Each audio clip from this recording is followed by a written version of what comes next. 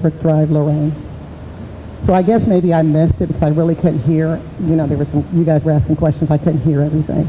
But we talked about the state standards. So I have a senior that's going to graduate this year. Well, she's supposed to graduate this year. What are we doing for the seniors who are short of the state credits? Because, you know, I've heard, you know, there's a lot of things going on, a lot of things being said. But at one point I was told that we had 300 seniors, and only 300 seniors for this year. But only 1/3 of those seniors are able to graduate if they were to graduate right now. A lot of them are missing the state credits or the state testing that they need. So my question is, what are we doing to help those other 200 kids that should graduate? The issue that one of the concerns that I did have was, I have a niece who's in another district. Back in June, when school ended for them in this other district, her mother received a letter, an email, and a phone call saying your daughter is short state credits. We have dates set aside for you to bring your daughter in to get prepped for the class. And then in June, actually in the second or third week of July, she was able to go in and take that test, whatever test she needed. Now I know Lorain City Schools had something like that, but the problem was a lot of the parents, so those 200 parents, didn't know that that was offered here at Lorain. What are we going to do for those seniors this year, and what are we going to do for the seniors next year to make sure that we're not waiting until December of this year to try to get those kids to pass those tests? Because my understanding is that in December, our seniors only have one shot to take that test, whereas the other class, underclassmen, they have December and April to make up those tests so they can graduate.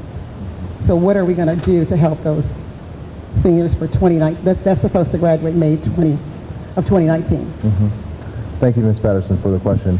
There are a few pieces, and I alluded to a meeting that we had a couple of weeks ago to initiate this conversation. So again, about half of our senior class is in really good shape, and we have limited concerns about. The other half, to what you're speaking to, we have some concerns, and some within that half we have an additional set of concerns. Part of that meeting was specifically thinking about and thinking through our options. So we have a work keys option and we have credentialing options, in which we're looking at for all of our kids to ensure that they're getting what they need. What we use for our credentialing process is Apex. And Apex is a computer-based system that allows our kids to kind of catch up with those credits that they're missing, but it also comes with a tutoring component of a teacher within the school building. So that conversation that it was initiated 2 weeks ago to initiate that process, identify our kids and get them into that coursework and begin getting that support and tutoring that will happen either after school or on Saturdays. We also realized, and you had another question around for future grades as well. I made this pretty plain and clear for those that were in that meeting that I don't want to come, even September was earlier than we did it last year. I don't want us to have this meeting again in September for our soon-to-be seniors, but now are currently juniors. I want us to figure out our solutions systemically for all of our classes. So that's the point of our conversation coming up this week, to kind of put a Band-Aid on what we need to do for this year to make sure that our kids are successfully across the stage, but systemically figure out that long-term solution. So to include more than just tutoring, we have to be a lot closer monitors to our kids and where they are and how they're receiving their credits, so they're receiving credits in the right course at the right time and are getting the supports they need. We have to rethink how we look at the summer, because I think a summer is a lost part of the year in which we could do so much more to support our kids, especially our rising seniors, to get them successful for their senior year. And I think a third piece is, as we start to think about the curriculum as we develop it from 9th through 12th grade, how do we build out the scope and sequence of courses so that our kids are getting what they need earlier, so we're not hitting that panic button in 11th grade or 12th grade. So hopefully that you heard a little bit of the short term and the long term as well.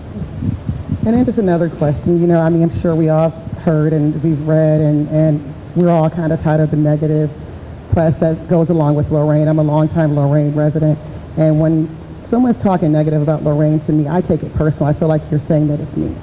So my question to you guys as the commission and CEO, and even if the school board was here, why can't you guys just get in a room, lock yourself up in a room, and figure out what the issue is so we can work together as one, instead of hearing this from the board, this from the CEO, this from the commission? Because it's just embarrassing. You know, we tell our kids, you know, to act like adults, but it's almost like we as the board and commission and see, and I'm not trying to pick on you guys, but it just seemed like when you're reading it, and you can block out the newspaper if you want, but then all of a sudden when you're turning on the TV and you got 19 Action News, you got Channel 5 News, and we're just hearing all this negative things about Lorain. It's sad. For the first time last week, I was telling someone that I actually so on my vehicle, I'm Titan Pride.